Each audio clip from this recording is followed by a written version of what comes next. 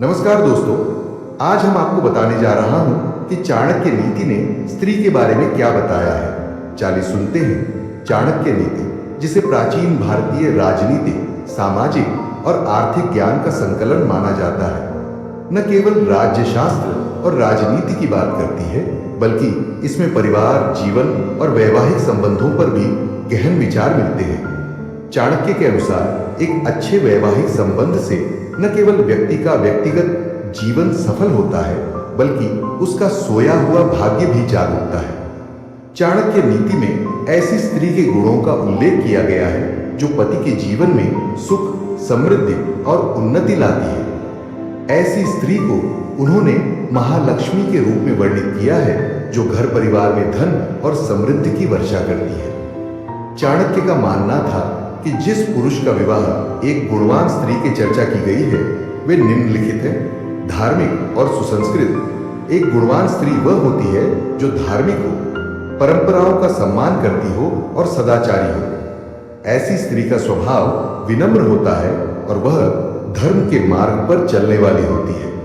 इस प्रकार की स्त्रियां घर में सकारात्मक ऊर्जा लाती हैं, जिससे परिवार में शांति और सौहार्द बना रहता है। सत्यनिष्ठा।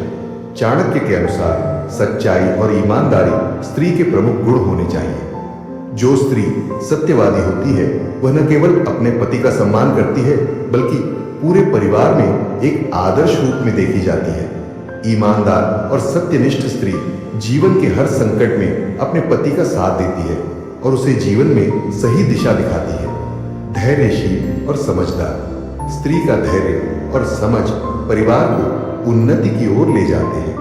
जीवन में आने वाली कठिनाइयों का सामना करने के लिए धैर्य की आवश्यकता होती है, और जो स्त्री समझदारी से निर्णय लेती है, वह परिवार की शक्ति बन जाती है। चाणक्य ने धैर्य को स्त्री का सबसे बड़ा गुण बताया है, क्योंकि यह जीवन की किसी भी परिस्थिति में संतुलन बनाए रखने में मदद करता है। सहृदय और सेवा भावना।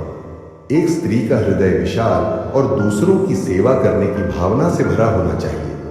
चाणक्य के अनुसार जिस स्त्री में दूसरों की सहायता करने का स्वभाव होता है, वह अपने पतियों और परिवार को समाज में सम्मान दिलाती है। समाज में उसकी प्रतिष्ठा बढ़ती है और उसे सभी लोग आदर की दृष्टि से देखते हैं। मितव्यय और आर्थिक दृष्टिकोण से समझदार। चाणक्य का मानना था कि एक गुणवान स्त्री वह होती है जो घर के खर्चों को संतुलित ढंग से संभाल सके। आर्थिक दृष्टिकोण से मितव्ययी होना एक स्त्री का विशेष गुण होता है। वह बेकार के खर्चों से बचकर घर की समृद्धि को बनाए रखती है और भविष्य के लिए धन संचय करती है। समर्पण और निष्ठा। चाणक्य के अनुसार एक स्त्री का अपने पति और परिवार के प्रति समर्पण और निष्ठा सबसे महत्वपूर्ण है। जो स्त्री अपने परिवार के हित को सर्वोपरि रखती है, वह सच्चे अर्थों में परिवार की महालक्ष्मी कहलाती है। उसका यह समर्पण परिवार को जीवन में सफल और उन्नत बनाता है। स्त्री के प्रभाव से सोया हुआ भाग्य जागना। चाणक्य के अनुसार एक गुणवान स्त्री न केवल अपने घर परिवार में सुख और शांति लाती है, बल्कि वह पति के सोए हुए भाग्य को भी जगा देती है। यह इस कारण होता है क्योंकि उसका सकारात्मक दृष्टिकोण, समर्पण और उसकी बुद्धिमत्ता परिवार को सही दिशा में ले जाती है। ऐसी स्त्री हर परिस्थिति में अपने पति का साथ देती है और उसे जीवन में उन्नति के मार्ग पर चलने के लिए प्रेरित करती है। उसके मार्गदर्शन और समर्थन से पति अपने कार्य क्षेत्र में सफलता प्राप्त करता है और परिवार में धन धान्य की वर्षा होती है। चाणक्य ने यह भी कहा है कि जब स्त्री अपने घर को संभालने में सक्षम होती है, तो पति को मानसिक शांति मिलती है और वह अपने कार्यों पर पूरी तरह से ध्यान केंद्रित कर सकता है।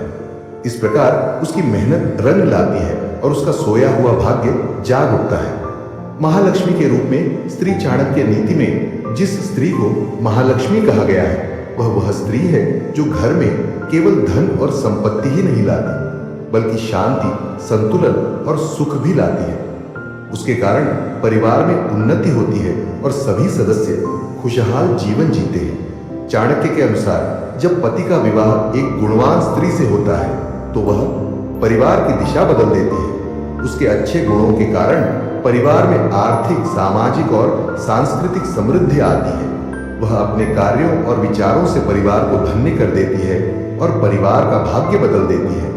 निष्कर्ष, चाणक्य नीति का यह संदेश आधुनिक जीवन में भी उतना ही प्रासंगिक है जितना उस समय था। एक स्त्री का जीवन में क्या महत्व होता है, यह समझने के लिए हमें चाणक्य के इन विचारों पर गहराई से विचार करना चाहिए।